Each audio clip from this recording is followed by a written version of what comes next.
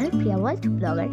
তো তোমরা আজকে দেখতে পারবে দিদির বিয়ের ব্লগ। তো অনেকে কমেন্টে করে বলছিল যে বিয়ের ব্লগ কবে আসবে, তো ফাইনালি তোমরা আজকে দেখতে পারবে দিদির বিয়ের ব্লগ। তো আমার একটু লেট হয়ে গেল, আর তোমরা আমার আগের ব্লগে দেখেছিলে হলদির ব্লগটা।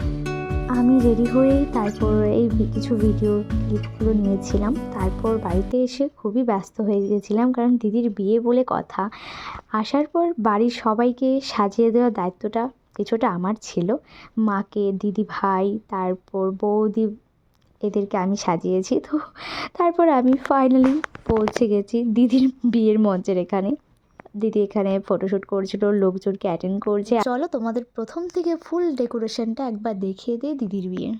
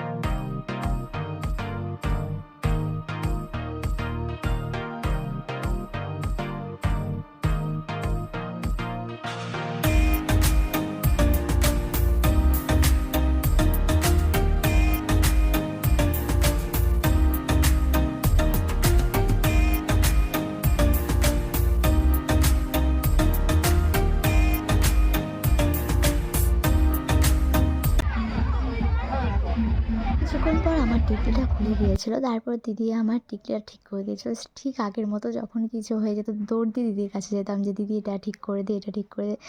ঠিক তখন না টিকলিটা যখন ঠিক করে দিচ্ছিলো, খুব কান্না পাচ্ছিলো। অ্যাকচুয়ালি চোখ দিয়ে না জল পড়ে যাচ্ছিলো। শুনতাম দিদির বিয়ে হয়ে যাবে, আর আজ সত্যি সত্যি দিদির বিয়ে হয়ে যাবে, বিশ্বাসই হচ্ছিল না।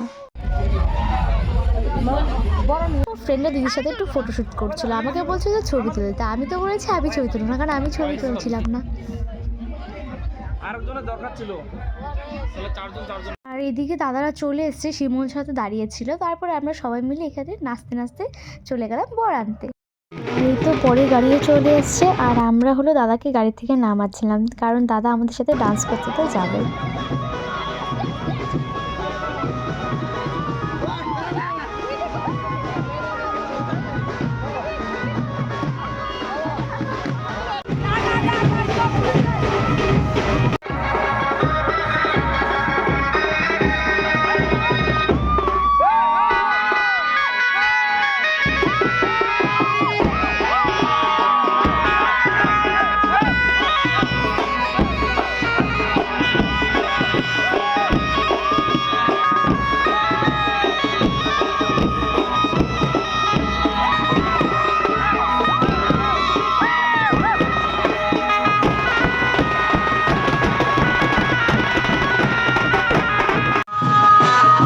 আমরা সবাই খুব মজা করে বর নিয়ে যাচ্ছিলাম।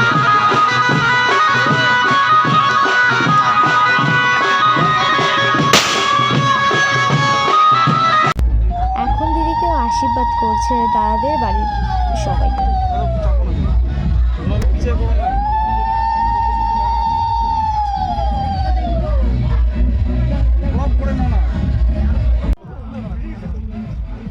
এখন দিদি নতুন দাদার পা ধুয়ে দিবে, এটা নিয়ম, বোনরা দাদার পা ধুয়ে দেয়।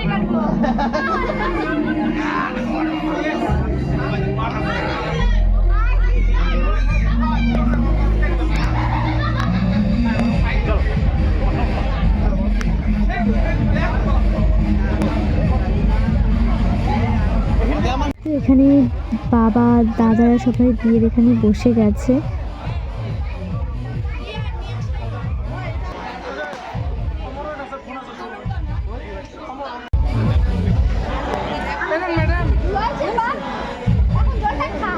আর আমি এখনো একবারও ডান্সের ওখানে যাইনি, তো চলো তোমাদেরও সেখানে একটু দেখাই। ডান্সের ওখানে গিয়ে দেখি আমি তো টোটালি অবাক হয়ে গেছিলাম, কারণ ওরা খুব ডান্স করছিলো, আর ওদের ডান্স দেখে আমারও ডান্স করার ইচ্ছে হচ্ছিলো। তার পাশে আমার ফ্রেন্ডরা ডান্স করছিলো, তারপর ওদের সাথে গিয়ে আমিও খুব তো ডান্স করার পর সত্যি বলতে খুব মজা লাগছিলো, কারণ সারাদিনের মধ্যে ওই একটা সময় যেখানে আমি খুব ডান্স করেছিলাম আর বর আনার সময়। তো আর এই যে ওরা ডান্স করছে, আবার দিদির আবার এন্ট্রি হবে, তো ডান্স করার পর আমি আবার চলে গেলাম দিদির এন্ট্রির ওখানে। দিদির এন্ট্রি হবে।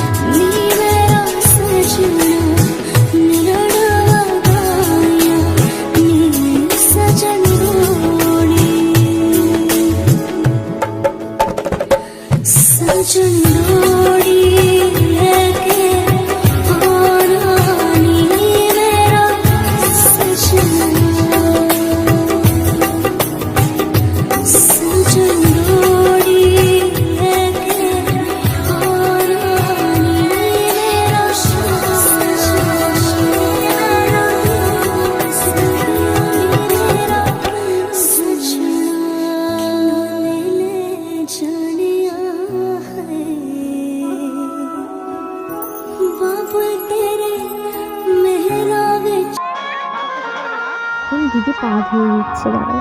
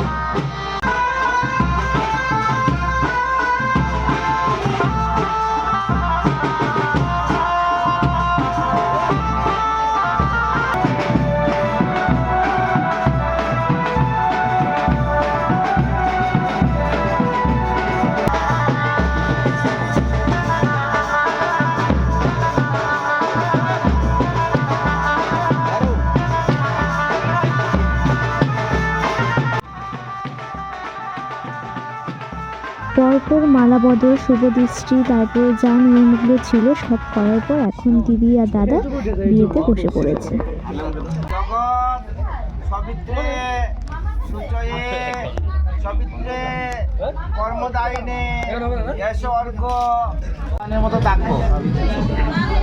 আবার বলো, আমি যে আমার কন্যা তোমাকে দান করলাম, তুমি কিভাবে রাখবে? বলো, রাম সীতার মতো থাকবো। আবার বলো, আমার মেয়ের খারাপ জিনিসটা ডাকিয়ে রাখবে, ভালো জিনিসটা প্রকাশ করবে। বলো স্বস্তি স্বস্তি। বলে আমি প্রতিজ্ঞা করলাম, আজকে থেকে আমরা দুইজন জীবন সঙ্গী একসাথে চলবো। ওখানে এক কাজ করে গৃহসূত্রটা উঠাই আনি, তার বাম দিকে বসা। বিয়ে শেষ হওয়ার পর আমরা সবাই মিলে খেতে বসে পড়েছি, কারণ অনেকটাই রাত হয়ে গেছিলো। আর এই তো আমি আর দিদি বসেছি, আর আমাদের আগে টেবিলে দিদি দাদারাও বসে পড়েছে। আর ভিডিওটা আমি এখানেই শেষ করে দিচ্ছি। আর নেক্সট ব্লগ দেখার জন্য আমার চ্যানেলটিকে সাবস্ক্রাইব করে দিও। টাটা।